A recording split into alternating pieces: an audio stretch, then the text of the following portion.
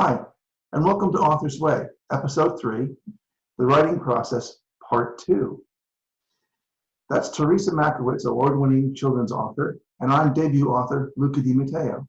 And we hope you enjoyed this episode. We're going to be dealing with how to develop your story, how to get beta readers, and editing. Theresa, story development is like one of the most important parts in writing your books.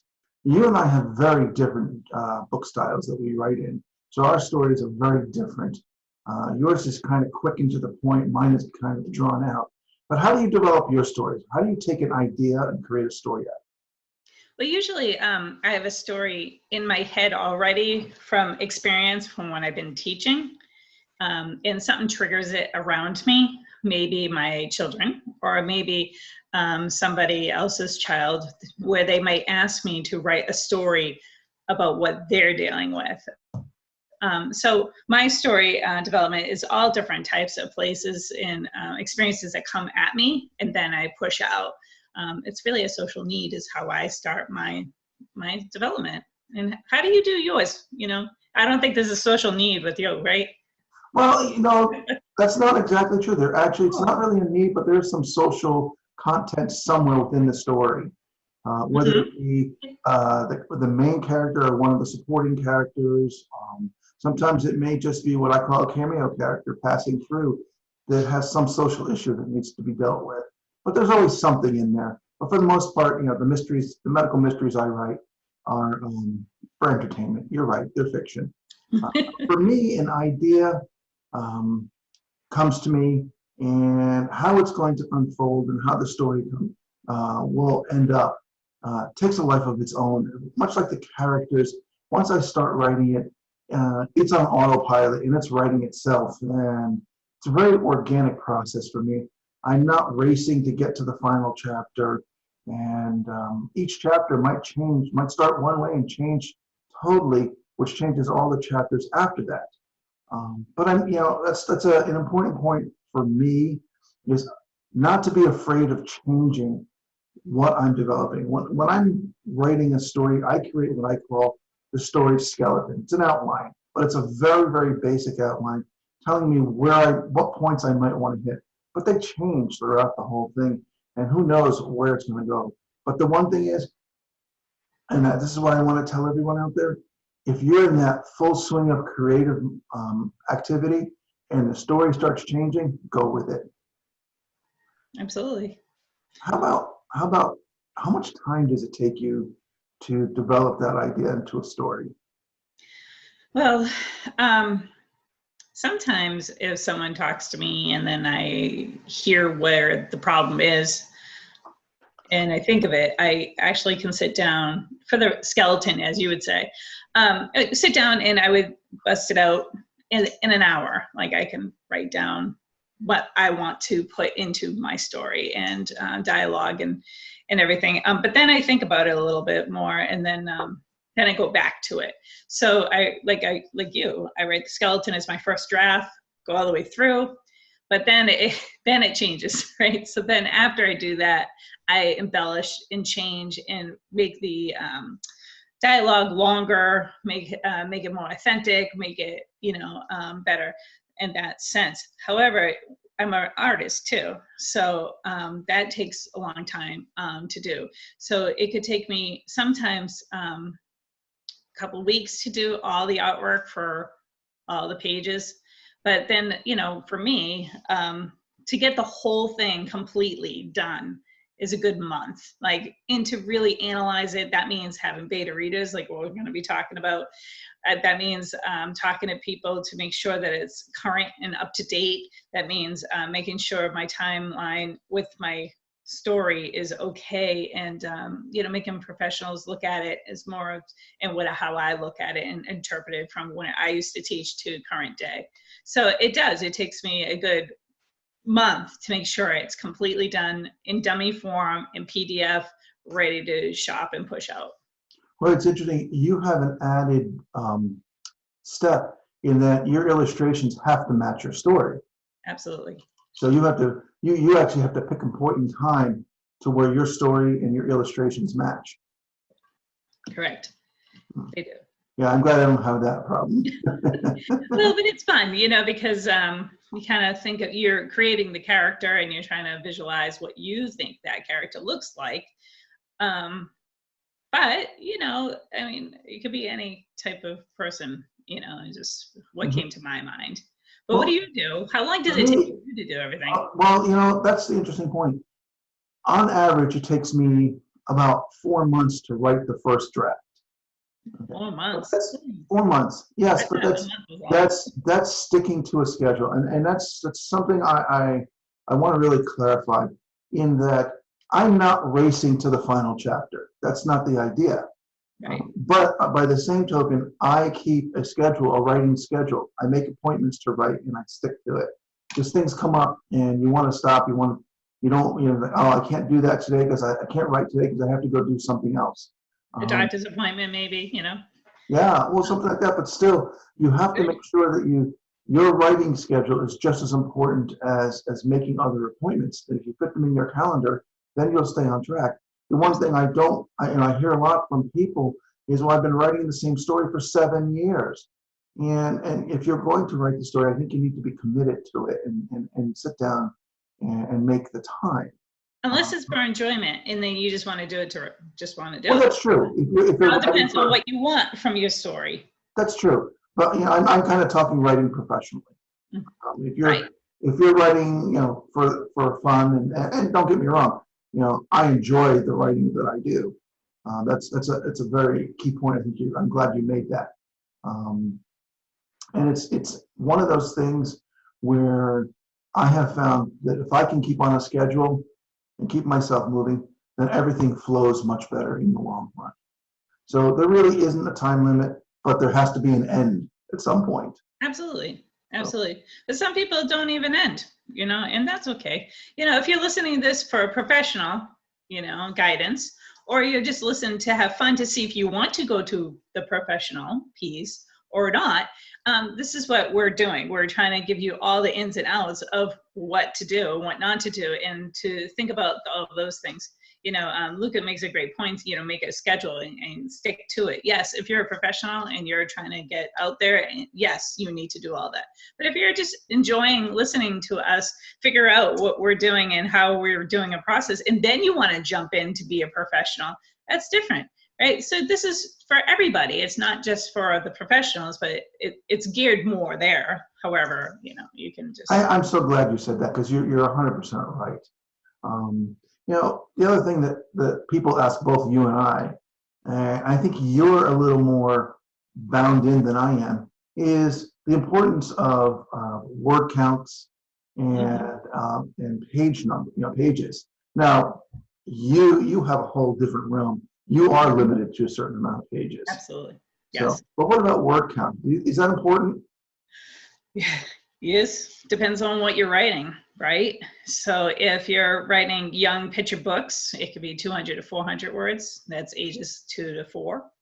If you're writing a basic trade picture book, 32 pages, you know, ages 3 to 8, 500 to 600 words. Novelty books, pop-up books, right? Most of them don't have words, but then some can have words, you know, 1,500 words. Picture storybooks, ages 6 to 10, 1,000 to 3,000, beginner readers, you know. Chapter books are short, simple chapters, transitions, ages from 6 to 10 for 3,500 words.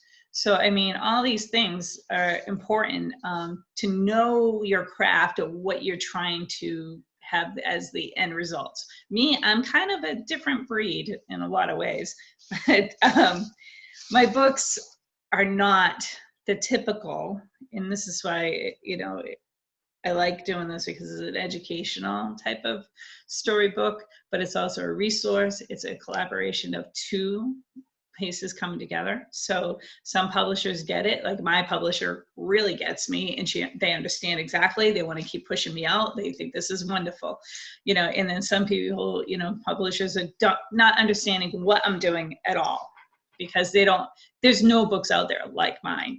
And if they are, it's usually just the story and maybe or just, you know, the facts or the resource, but not combined, right? And when you combine it, then you're getting a more powerful presentation for educational books to learn from. I had a person who's a psychologist told me that. She goes, no, there's no books out there like yours. And I'm like, well, thanks, I think, right? But you never know, you know, and I'm gonna, this is my world, this is the way I want to do it. I call myself a hybrid picture book writer, right? So do your thing, do what you want to do, right? And get out there, right? Are the guidelines for those numbers you put out there, they're pretty strict, aren't they? Oh yeah, they won't even look at you. If they think that you're not looking at or taking seriously what their craft is, they're gonna look at you and say, they don't even know what they're writing. They don't even know the count on this. And if they can't understand that, then I don't want to even. Who is the they? I'm talking about publishers and, you know, people who are going to publish you, right? Your literary agents, maybe? Literary agents will not look at you unless you know your craft. So you got to be within the guidelines. Absolutely, absolutely. And, you know, they can veer off and you can look at it and they can say, oh, well, I see where they're going, but you better be craft, you better be edited, you better be ready to roll correctly when you submit. It's so interesting because how's it on your end? Because it's much different, right? Yes. My answer to that question, do numbers of words and pages matter? The answer is yes and no. Yeah. You have to be.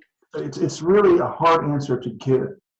I suggest that people write their novels or their nonfiction or whatever it may be when you're doing that type of writing, and then figure out what category that might fit in, what distinction. And I just give you a general idea. Okay, if you're writing short stories, it's under 7,500 words.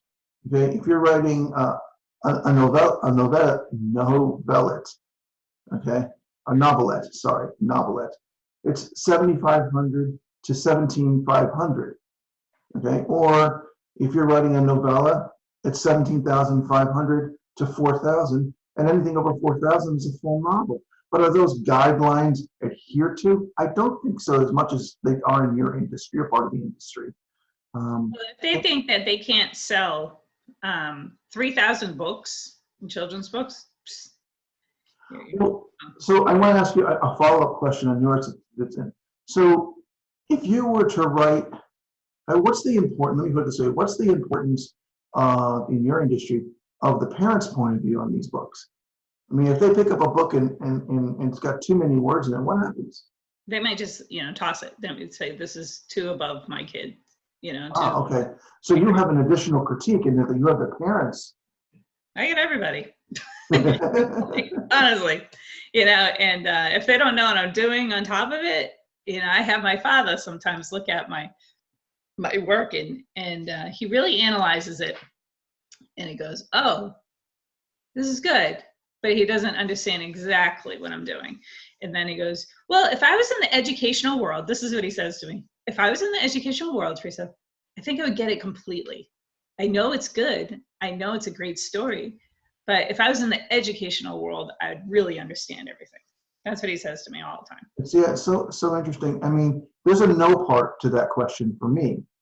Okay, and I think the book world part that I'm in that if you're writing your story and it comes out to be 130,000 words and it's concise and it's clean and that's what it needs to be, then that's what it needs to be. Right. If you're writing the same novel and it's 250,000 words, but it's all over the place, it's not clean, it's not concise, there's a lot in the story that just doesn't add to the story, I'm going to suggest that you sit down with an editor and start trimming. Because if you're writing, there's an old adage, you're reading a novel that's 500,000 words, it might be a classic, and every bit of it is keeping you on the edge of your chair, then it's 500,000 words, if that's what it is. If it's just, too much of, going off on tangents and stuff like that don't matter, people are not going to pick it up. Yeah. By people, I mean literary agents, publishers, and things like that, because they're not going to be able to get through it either. And the thing is like, as my art teacher would say to me in high school, I remember, when you're done, you're done. And that's what you're saying. Yeah, when you're done, you're done. If you're not just babbling on, and I think that's a very good point. Yeah. And again, speaking from the standpoint of being as a profession, okay, if you want to write for fun and just see how descriptive you can be and how colorful and stuff, go for it. I'm all for that. You touched on a point that I thought was very interesting, and the editing section of it. Yes. Very interesting. Yeah, and editing is very important. You agree? Absolutely. You can't get anywhere without it. Even if it's for fun, you want it to be edited correctly, so that way people will want to read or engage into your reading, right? So I agree. But like, how do you self-edit? Do you self-edit? Tell me the truth. God, Theresa, I know the answer. Yes. Yes, Greenhaven was self-edited when it was all said and done, somewhere between 13 or 14 to 20 times. And that's between editors, outside editors, going back and forth. But it's very, very difficult when you get into that number of times. The first couple of read-throughs are pretty good, but after a while, your eyes start to see the words that aren't even there, because they're coming, and they're supposed to be there. You miss the commas, you miss the periods, something like that, or you miss a word that's very important, or you add extra words. I'm glad that you said that, because there's a lot of times, me as a writer, I say, was I stupid? How did I miss that? Or did I have something else happen? Like, how did that happen? And then I criticize myself. And I'm glad that you said that for others, because I want them to hear that you can't edit your own work sometimes. You have to, source it out, if you will. You have to figure out how to edit it correctly for you do as best you can, but you're still gonna miss things. Yes, you become what I call author blind. Right. Okay? Right. Because you can't see the words, or because what's coming. I mean, I know you're just like me, because you run through your stuff over and over and over and over. If I said to you, Theresa, what's on page 8, the 4th word, you could probably tell me. It's that. My page is a lot smaller than yours. Well, you get the point. Okay. I have an advantage. Do you use any tools to self-edit with? Well, my friend Luca, I don't know however, he turned me on to, of course, I've always done Microsoft, always. But I've never really looked at the other tools that you said, Luca, and I thought that was very interesting, like the Google Docs, that's free. I've been starting to put that on there, and then it was great. This morning I was doing a library. I'm going to be submitting to libraries, and I had my whole thing all ready to go, my paragraph, and and I threw it on Google Docs, and I'm like, wow, I got nothing wrong. How did that happen? I felt good. And then I would take it and then I put it on Grammarly, because sometimes Grammarly and Google Docs actually come together on that too. And then I feel more confident. Then I feel like I can give it to another person to read it, just to make sure that they hear it, see it. Because sometimes, even words, sometimes, you might put the wrong word by accident, just because you're just trying to get the word down, never mind the word, so you have to look at it. So, I mean, yeah, that's what I try to do now.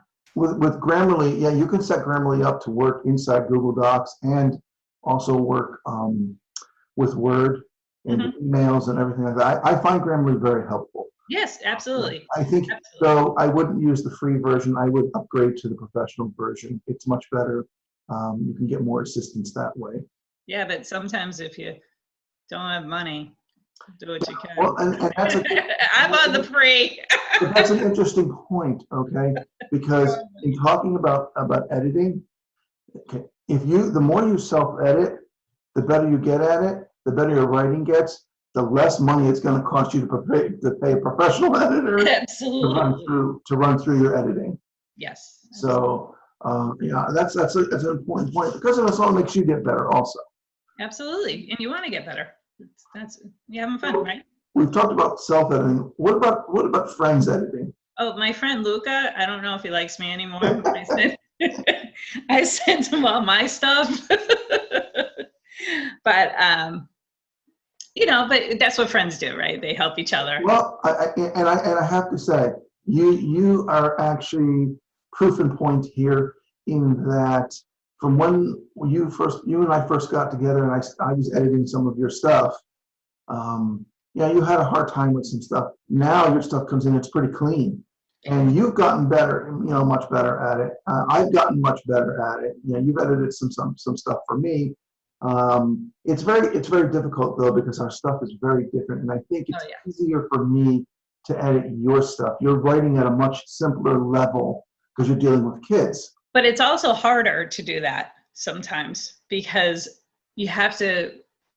sometimes you have to take the words like you would say to another adult and bring it down, right? Yeah, we've had that problem, you and I. Yeah, it's hard to do sometimes, and sometimes I write at a higher level, and I'm like, oh, that word doesn't work for a third grader. Why don't they know that word? And so on. So you have to do that piece, and so it is a little difficult to do that, So. Well, I want to share a quick story. In the beginning, when Theresa and I first got together, and I was doing some editing for her, she sent me over a piece that was, I don't know, 5 or 6 paragraphs long or something like that. And I edited the heck out of it and sent it back to her, apologizing in the process of doing that. And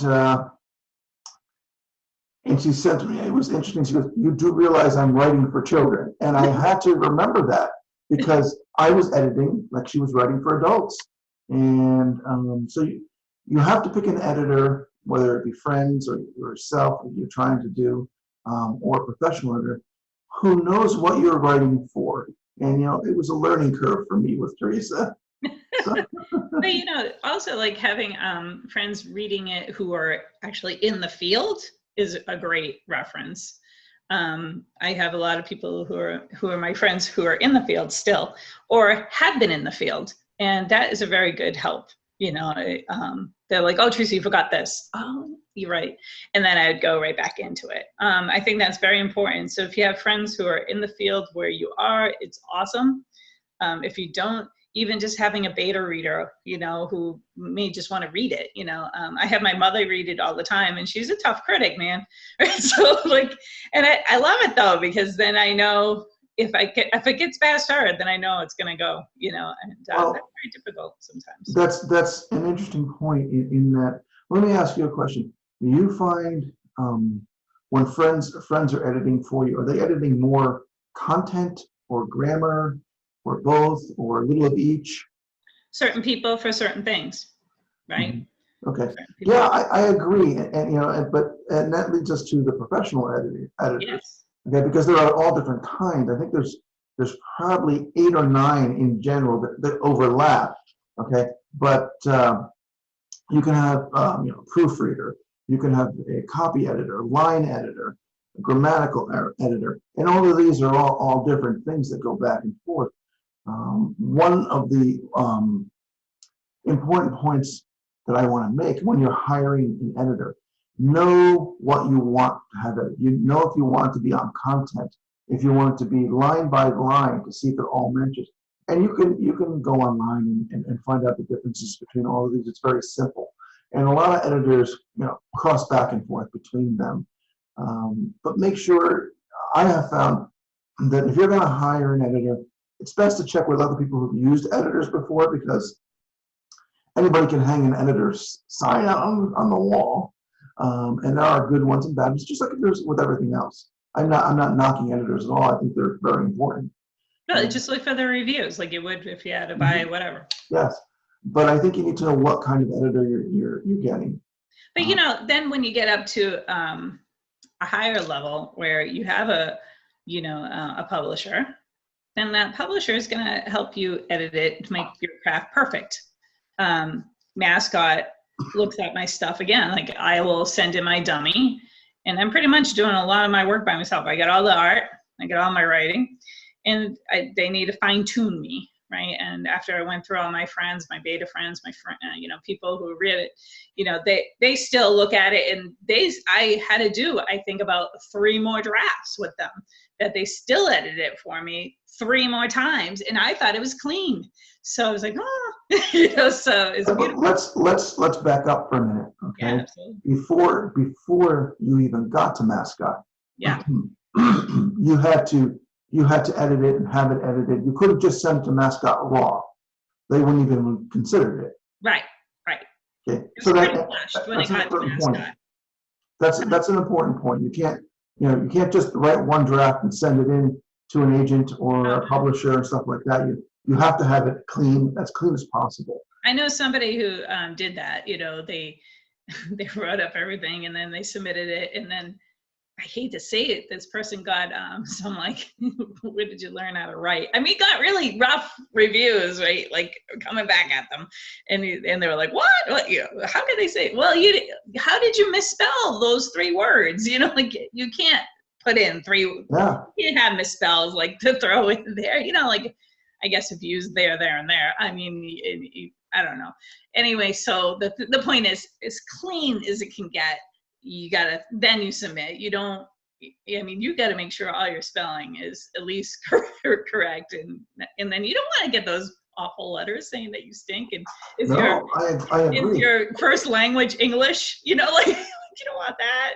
Or scary. Okay, so now you've got the book edited, and you are it's pretty clean, and you want to have people beta readers and to look at it. And who do you use as beta readers? And for people who don't understand what beta readers are, they are generally people either you hire or ask to read your book before it's published to make sure that, to give you constructive criticism, which is a very good point. Don't give your book to someone who's just going to, destroy you in the process of it.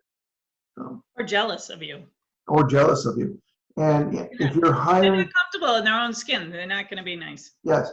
And if you're hiring beta readers, make sure that you have an agreement or contract with them so that they can't reproduce or steal your idea or even just plagiarize your writing, because that's your hard work. You don't want anybody else to have that, well, without the proper channels. Right. And so my friends, my colleagues, my mother reads a lot. Former teachers have read my stuff, and she's been awesome. She's known me since I was a little girl, right? So it's pretty cool to see me become an author in front of her eyes. She was my teacher back then. So I have just all different types of people read it, and I want the truth. So, and all my friends are they critique. And they're honest, and I want that from my friends. And I'm like, whoa, okay, thanks, appreciate it. But they're truthful, with it. It's not like they're just bashing me. It's constructive. It's constructive. Yeah, it's constructive. However, it's like they're like, no. I remember I actually wrote a really funny story, and my friend was like, no. And it's like it's my childhood friend, like since 6th grade, right? And I said, what do you mean no? And he goes, you're writing, no. He's like, you write educational stuff. You need to keep doing that. You're not writing nope. And okay, so you're not talking about one of your picture books. You're talking about some other writing. I had another piece. I was like, whoa, is this good? You're venturing out. Like, no, go back to go in my lane, like as my friend Luca says, stay in your lane. I'm like, so I was getting to. Can I venture out sometimes? Nope. Go back to the educational world. So I'm like, all right.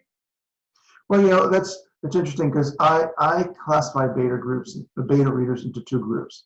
The familiar, which are the friends, the family, close neighbors, relatives, co-workers, and the alike. And I think you have to give them a little premise beforehand, saying, tell me the truth, and and be honest about it. Then there's the professional beta readers that sometimes you have to pay for. Right. And with those, like I said earlier, I think you need a contract with, so that they're not stealing your work. Absolutely. And I think both are very important. One of the things I have found using professional beta readers is you'll get a synopsis with constructive criticism in such that they'll tell you where it's strong, where it's weak, what's not congruent, what doesn't follow the order. You get a much different, more scrutinized look at it, especially if they're a good beta reader. And I'm gonna gonna agree and a little bit disagree with you. I'm sorry, Luca. Oh, that's fine. I agree with you, yes, about that.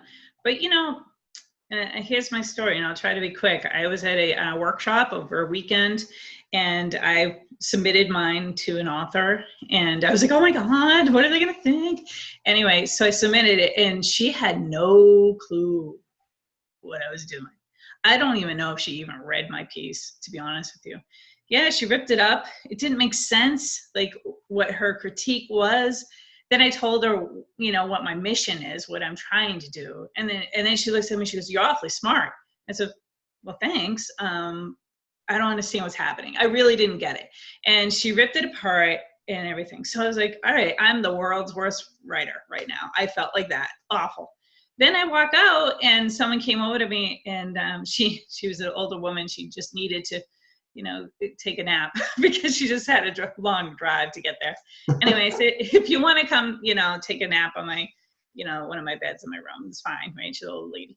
And she's like, oh, that'd be great. So we got talking and everything. And then she said to me, I said, yeah, I wrote a book. And I just really left it like that. And she goes, wait a second, I know your book. How do you know my book? She did. She knew my book because I had 2 awards on it, and they were talking about it in the award area, right? That's not common to people go get 2 awards in the first year of the publication. So she knew me. She's like, do you have your book? Do you have it signed? Can I have it? And so I just got out of like this woman just slamming me, like saying that I'm the worst writer, to this. So you just don't know, and then a little later, throughout the workshop, that author must have read it. She comes back over to me, whispers in my ear. She's like, it was really good. So you just don't know. So I'm just trying to make you cautious, is what I'm saying. Well, I'm glad you didn't just take what she said and leave the conference or, thinking that your writing career was over. And I did feel like it for about like a good half hour. Yeah, and I think, and I know we've said this a couple of times on a couple of different episodes, but don't take what one person says as the absolute gold standard. That's why there's hundreds or thousands of literary agents, and there's different publishing companies, because they all have different opinions. Absolutely. And you have to stay strong and believe in yourself. Yeah, you have to stay true to yourself. Absolutely. Absolutely. Okay. Theresa, I think we've covered a lot today. I think so too. I think we should talk about episode 4 coming up. Will be about publishing. Yes. And the ins and outs of that you and I have gone through, and what we've learned in the process, and hopefully what we can share with other people and prevent them from maybe making some of the mistakes you and I have come to make or almost come to make. Absolutely. And as Mrs. Sunshine says, close your eyes and dream, you will get there. Thank you, everyone. Bye-bye. We'll see you next time. Bye. Thank you.